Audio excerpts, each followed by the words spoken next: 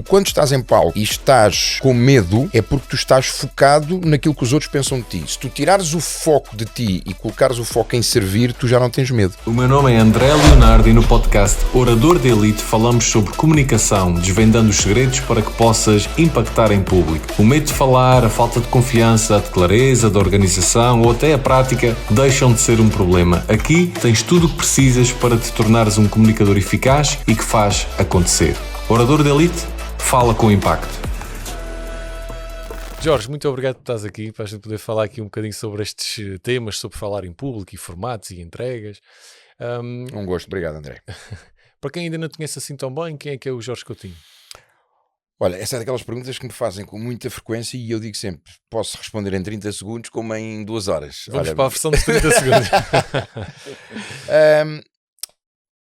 Sou alguém que estou na área do desenvolvimento há 17 anos e se calhar aquilo que me diferencia é que eu sou obcecado pela minha melhor versão e eu faço por ser um exemplo naquilo que eu ensino, naquilo que eu falo. Eu faço por alguém que vê eu falar sobre algo, olhar para a minha vida e dizer, não, ele faz isto, ele fala sobre disciplina e ele utiliza isso no seu dia-a-dia. Portanto, alguém que procura sempre a sua melhor versão e quer ser melhor para poder inspirar melhor e para poder servir melhor.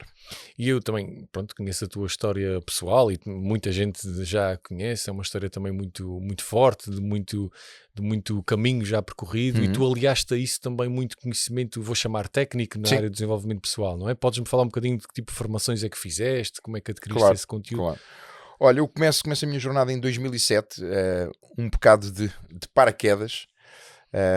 Falam-me sobre um fulano americano, grande, Tony Robbins, fazia eventos que aquilo era mais quase um concerto de rock. Eu vejo uma TED Talk dele, pá, e aquela TED Talk impactou-me porque tudo o que ele dizia parece que ele estava a falar diretamente para mim. Há oradores que têm essa capacidade, não é? E eu começo a segui-lo, pá, estamos a falar em 2006, 2007, ainda não tínhamos a proximidade de Instagrams, de Facebooks que existe hoje, e então lembro-me que mandei vir uns audiobooks em DVD ainda, mandei vir uns livros e... Isso já é quase pré-história. Isso é quase pré-história mesmo. E começo a devorar.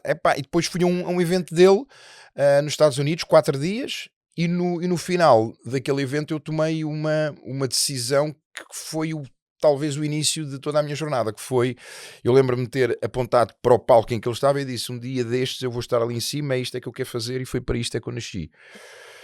E depois veio uma jornada muito grande com altos e baixos, ou seja, eu fiz toda a formação dele, todos os eventos dele, como participante, depois como voluntário, depois evoluo como senior leader, ou seja, já tinha competências de coaching e de PNL. Mais tarde entrei para a equipa dele de coach, fui o primeiro coach de língua portuguesa no mundo a integrar a equipa dele. E depois mais tarde como trainer, portanto como coach era no 1-a-1, como trainer nós apoiamos nos eventos ao vivo o que ele faz no palco, todas as dinâmicas que ele faz no palco tem um resultado e uma consequência no público, e nós estamos cá para garantir que cada elemento que está no público recebe o seu impacto da melhor forma. Não é?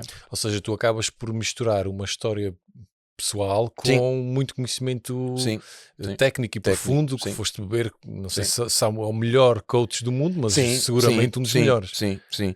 E depois esse evento que eu vivi, sem dúvida nenhuma, que houve aqui uma parte que provavelmente, ou seja, eu sempre me vi como alguém resiliente, ainda nem sequer sabia o que era resiliência nessa altura, mas sempre fui alguém que nunca me deixei ficar preso por dificuldades, ou seja, às vezes vivia, estava ali naquela luta de sombra, mas avançava sempre. Depois, quando entro nessa jornada, começo a conhecer melhor, começo a perceber porque é que fazia o que é que eu fazia, e sem dúvida nenhuma, quando tive aquele evento que foi o cancro da Nono e depois mais tarde a sua partida, foi toda essa bagagem, ou seja, o que eu já tinha de uma forma inata e o que eu tinha de ferramentas que me permitiram viver daquela forma. Tu hoje em dia tens estado como coach e um dos maiores especialistas, se não o maior desenvolvimento pessoal em Portugal, não é? Tens feito também já muitas coisas no Brasil. Sim. Mas Quando olhas para o teu, vou chamar para o teu negócio, para o teu business plan, tu no fundo, os teus produtos, as tuas entregas são feitas de que forma? Tens as palestras corporativas, não é? Em escolas e por aí fora. Tens muita coisa online também, não é? Tens cursos, mentorias também, em grupo, individual? Não, só fazes... Sim. Tenho. E depois tenho a parte de eventos ao vivo, não é? Portanto, imersões de 3 dias, onde o objetivo é levar-te, lá está, aquela viagem que eu fiz de 4 dias, que me trouxe consciência, que me trouxe mudança, que me trouxe decisão e que me trouxe ação. Eu, de alguma forma, também guiar quem está ali a encarar de frente aquilo que são os seus limites, a encarar de frente aquilo que são as suas desculpas e a encontrar dentro dela aquilo que eu chamo o seu poder pessoal, para que ela possa tomar uma decisão que eu chamo consciente, comprometida e irreversível face a onde ela quer estar, independentemente daquilo que ela pode estar a viver. Portanto, o Restart é, acima de tudo, um evento de empoderamento pessoal para que, independentemente daquilo que tu estejas a viver, tu consigas encontrar dentro de ti ou criar dentro de ti os recursos para superares isso e ires para uma melhor versão tua e criares aquilo que eu chamo da tua vida lendária. Tu ainda dentro dos eventos ao vivo acabas por ter, podemos enquadrar aqui, que são as certificações, não é? Sim. Que aí já são contextos com mais alguma profundidade, pessoas que querem dominar também. São 8 dias. Estou a falar bem? Sim, muito bem. Até porque já lá tiveste. Portanto, aí são 8 dias em sala, onde há ali uma parte mais vivencial do eu. Portanto, os 3 primeiros dias são aquilo que eu chamo uma viagem profunda ao mundo do eu, onde tu vais, lá está, ganhar contacto com ferramentas de coaching em ti próprio, fazes dinâmicas, ou seja, fazes exercícios que te vão trazer consciência, que te vão trazer autoconhecimento, e depois então os últimos 5 dias são muito teórico-práticos, onde tu vais aplicar já técnicas de coaching, de fazer coaching, e no final desses 8 dias tu ficas com a formação base para te tornares um coach. Depois tens ainda um percurso de mais ou menos 90 dias, onde tu vais ter que pôr em prática isso e vais ser supervisionado pela minha equipa, e no final depois recebes então o teu certificado enquanto coach. Ok, então acabamos por ter aqui as palestras, que é um conteúdo que tu entregas em palco, não é? Temos os cursos online, temos as mentorias de grupo e eventualmente individuais. E eventos ao vivo, que pode ser desde um formato mais público, mais genérico, que é ou mais profundo, que serão as certificações. Tens também livros, não é? Sim. Tens também o Restart, que saiu há relativamente, há uns 2 anos. Vai fazer 3. Vai fazer 3 anos. Já vai na sua, já não sei, última vez que fui à sétima edição. E eu, isto já vai. Sétima edição, já 15 mil livros ou algo assim vendidos. Diz-me uma coisa, isto são formatos completamente diferentes de tu explorares o teu conteúdo. Porquê é que decidiste alargar tanto o leque? Quais são aqueles que tu dás mais importância, menos importância, vantagens e desvantagens de cada um? Conta-me tudo. Na tua perspectiva. Claro. Olha, eu acho que nunca foi planeado. Eu não sou aquela pessoa de planear muito. Eu sou aquela pessoa de agir mais. E as coisas foram acontecendo. Ou seja, até à pandemia eu era muito do presencial. Certificação, workshops ao vivo, palestras, porque não acreditava muito no online. Dizia, tem que haver contacto, tem que haver... E tu eras uma pessoa muito lá está, desse contacto e de estar olhos nos olhos com as pessoas. De proximidade, não é? Depois, ou seja, 2020 o mundo muda, não é? E tu sabes, nós chegámos a falar nisso, né? Tínhamos a nossa agenda cheia e de um momento para o outro vazia. E curiosamente eu nesse ano, até porque viajava, não é? E via o que é que estava a acontecer Brasil e nos Estados Unidos, que estão mais à frente que nós, e eu via que o online seria a plataforma que iria crescer. E então eu tinha um plano já para esse ano. Quando a pandemia entra, aquilo que eu tinha planeado para 12 meses pulo em prática em 90 dias, não é? Portanto aí começam os cursos online, eu faço um evento gratuito que foi o Restart, e que eu digo, olha, tenho aqui algo que eu posso transformar em livro.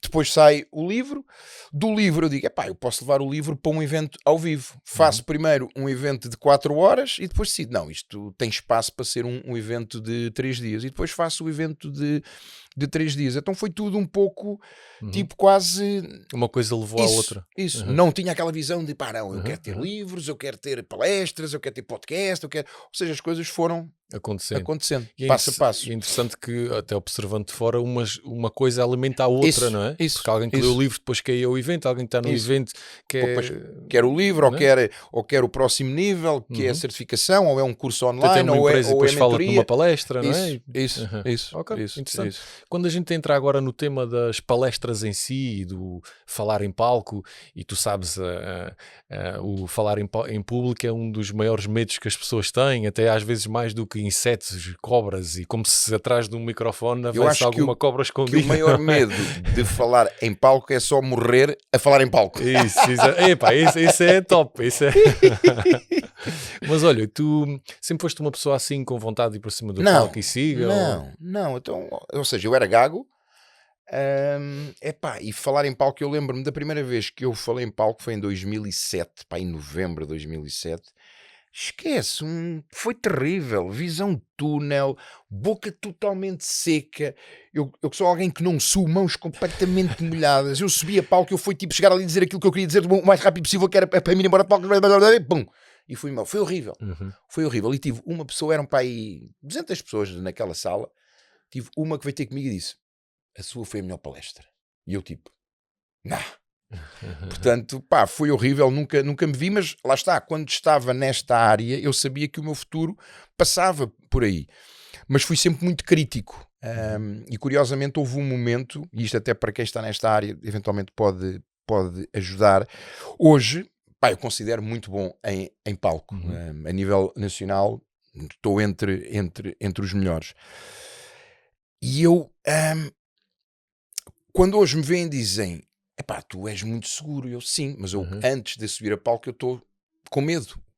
Eu não vou dizer que estou cheio de medo, mas o medo está lá. Tu ainda hoje sentes um desconforto. Claro, ainda há 2 ou 3 minutos atrás, antes de nós entrarmos aqui, que está aquele nervosinho. Só que eu entendi que o medo é um companheiro e não um limitador.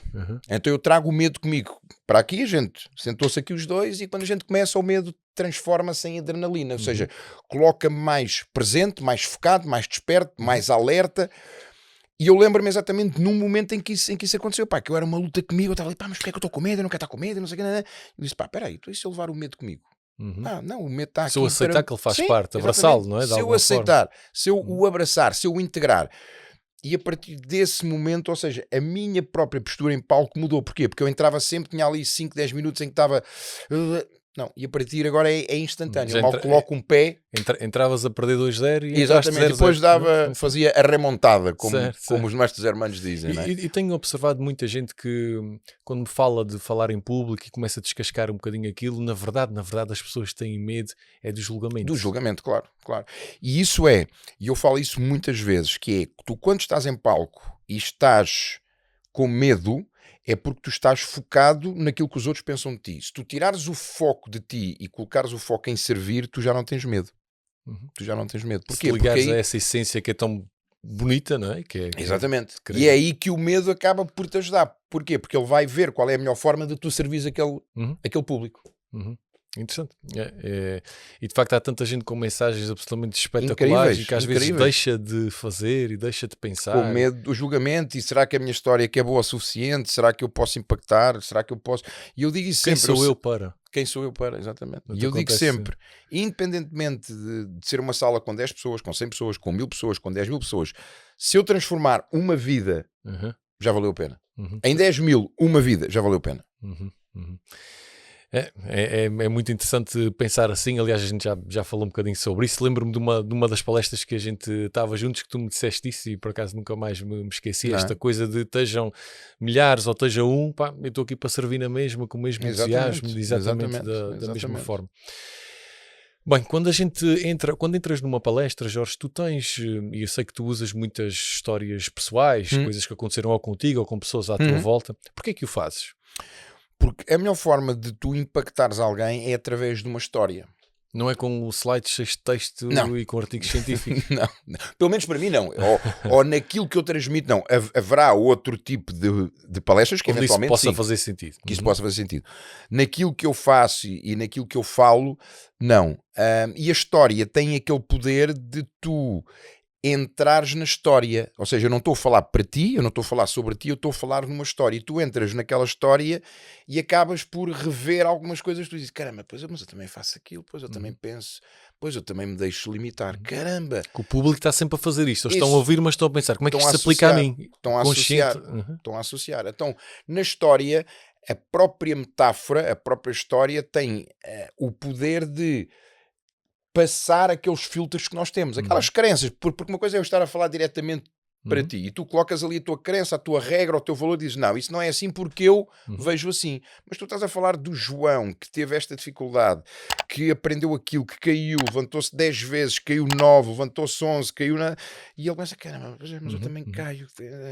E é possível, então se o João fez, eu também posso. E então a pessoa entra na Então o que história. tu me estás a dizer é, a história é excelente para pegar no público e dizer, vem comigo nesta viagem, Isso. vê o que eu vi, vê o que eu vivi. Isso.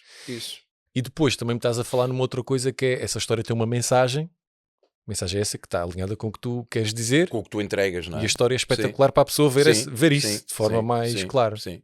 Pensei bem, é mais ou menos. Certo. É tu contextualizares a história dentro da mensagem que tu queres passar. Não é apenas, ok, agora vou aqui contar aqui uma história que fala sobre isto, mas depois tu estás a entregar um conteúdo que não tem nada a ver. E a pessoa até pode ficar... Mas ele falou... Que acontece muitas vezes. Que acontece às vezes. Vejo alguns oradores a cometerem esse... Sim, porque, ou seja, perdem a direção e depois quando estão ali quando deviam ir nesta direção, não é? Tu tens alguma forma de te organizares, ou seja, nesta palestra para este cliente eu vou começar por fazer isto, depois vou para esta história, depois vou para aquela, tens algum método que tu utilizas? Tenho, aquilo que eu faço não recomendo muitas pessoas a fazerem, ou seja, aquilo que eu normalmente faço é eu falo com cliente, ou seja, entendo qual é o público. Fazes quase um briefing. Um briefing, assim. Exatamente.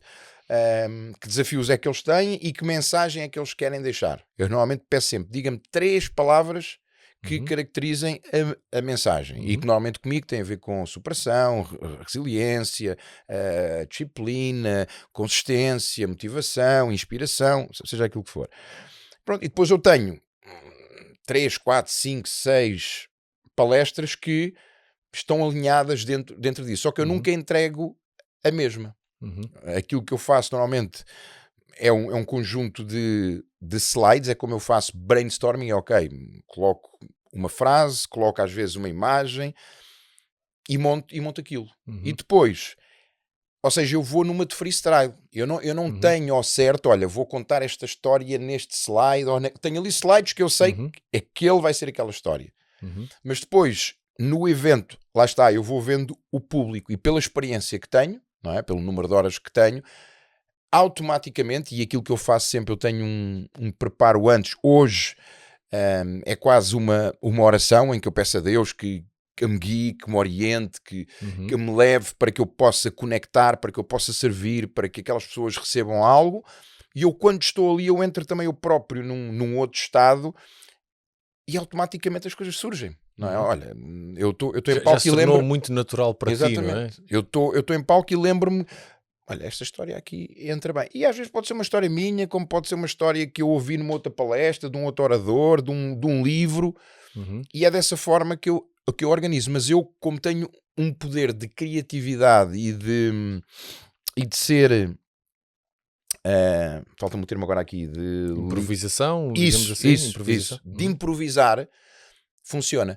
Eventualmente para quem está a iniciar não será bom, não é? Porque eventualmente isso vai-te congelar porque caramba, eu convém não ter uma estrutura um bocadinho mais convém rígida. teres uma estrutura de frases, de temas, de tópicos, o que é que vais falar, o que é que queres dizer, que eu já o fiz dessa forma. Hoje peguem 3, 4, 5, 6, 8, 9, 10 slides numa certa ordem, ligado ao contexto. Muita imagem, frases, muita imagem, mete a frase, mas eu não vou ler a frase está ali, mas está a suportar aquilo que eu digo, não é?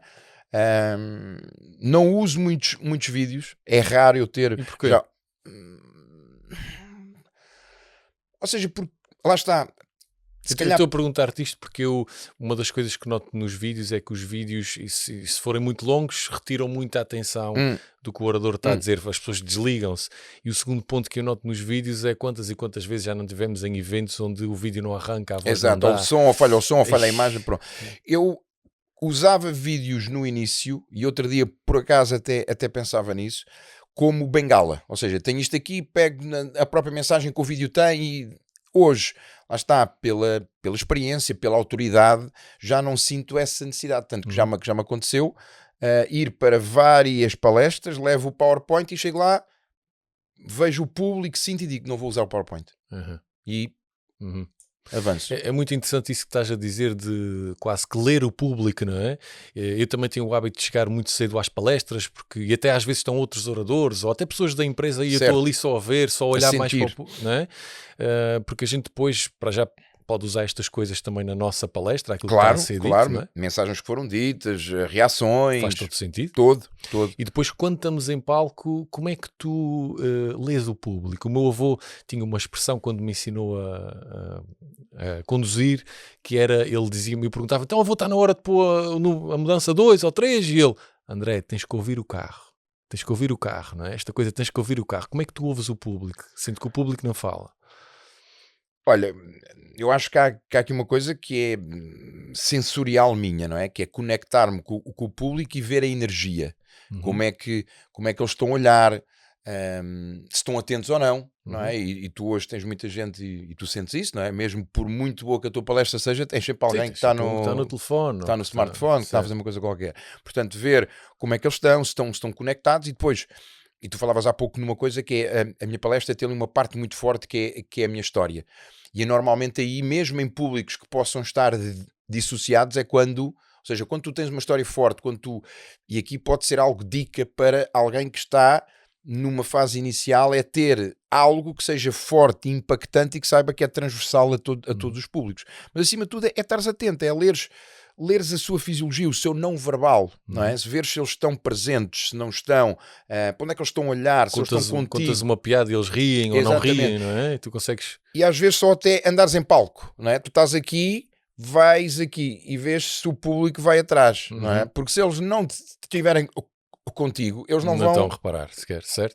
É uma boa dica, esta de... Por exemplo, eu já reparei, já tive muitas vezes contigo, até nos mesmos eventos, eu, por exemplo, sou um orador estou mais numa determinada zona, eu quase posso fazer uma palestra numa caixa de 1,5 m. Tu não, tu já andas e às vezes até saltas para o meio do público, não é? Sim, eu gosto muito de estar próximo, de criar essa proximidade. Há outras coisas que eu faço em palco, por exemplo, estou numa palestra em que falo de resultados e de consequências.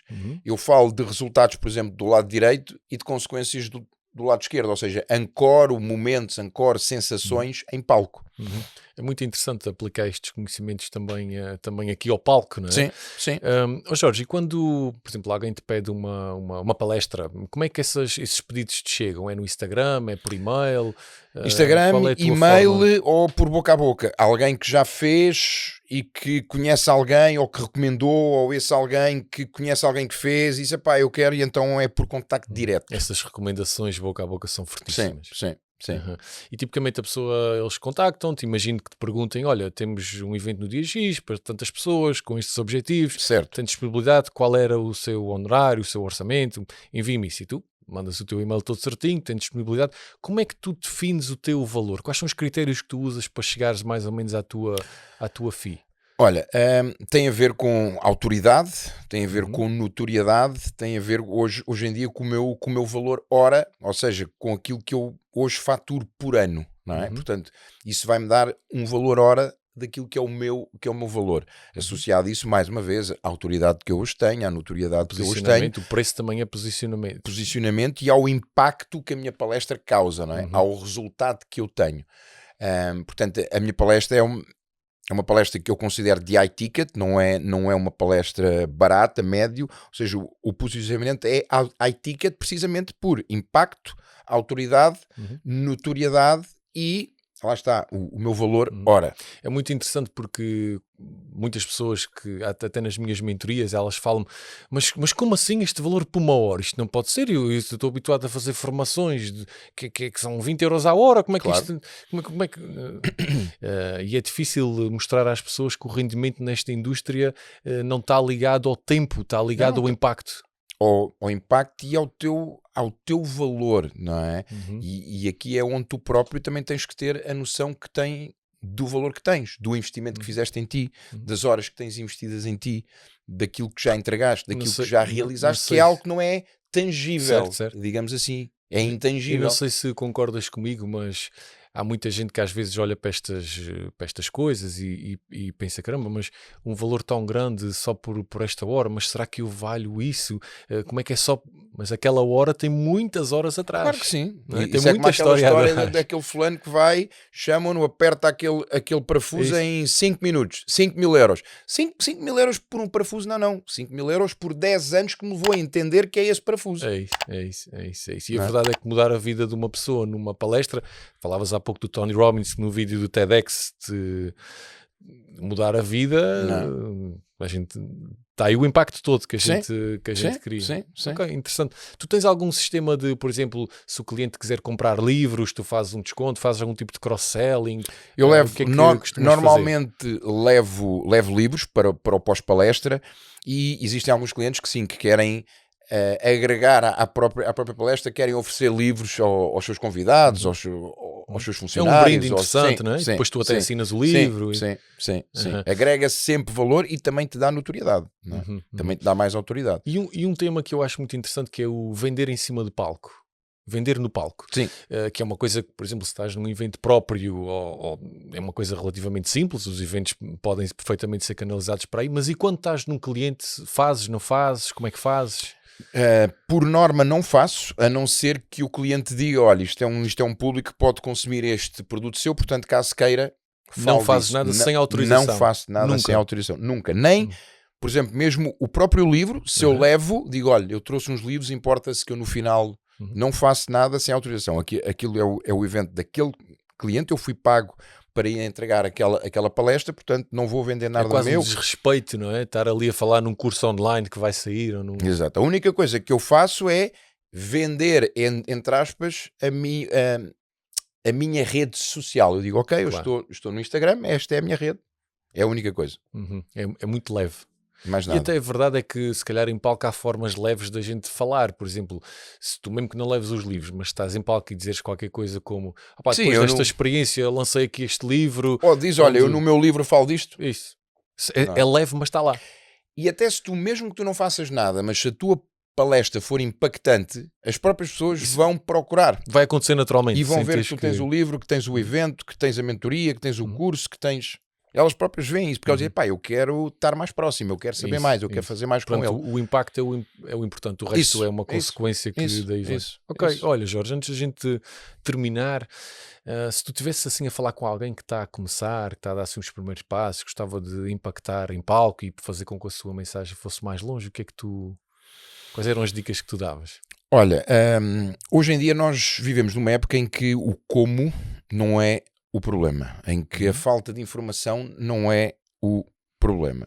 Então, ela fazer o papel dela, que é investigar, seja YouTube, seja Google, seja ChatGPT, ver, por exemplo, oradores com quem essa pessoa se identifica, e não ver muitos, ver 2, 3, consumir o máximo desses oradores para ver o estilo, como é que eles falam em público, o que é que eles usam, que técnicas é que fazem, e ir consumir algum material, ou seja, ver alguém que é um mentor e que tenha um livro, um curso que lhes possa transmitir num livro ou em X horas aquilo que para essa pessoa levou 5 anos, 10 anos até ela... É acelerar a curva da aprendizagem. Exatamente. Agora, não se deixar limitar pelo não sei como. E outra coisa,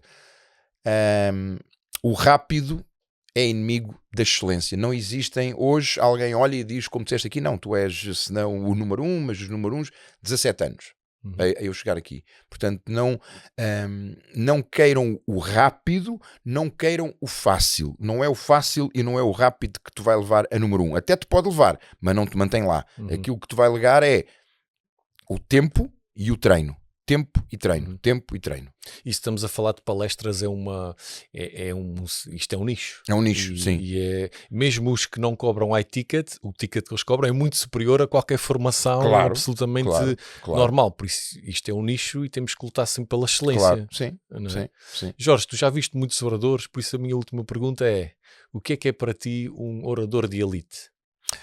Alguém que daqui a 10 anos, daqui a 20 anos, tu vais-te lembrar o que tu sentiste.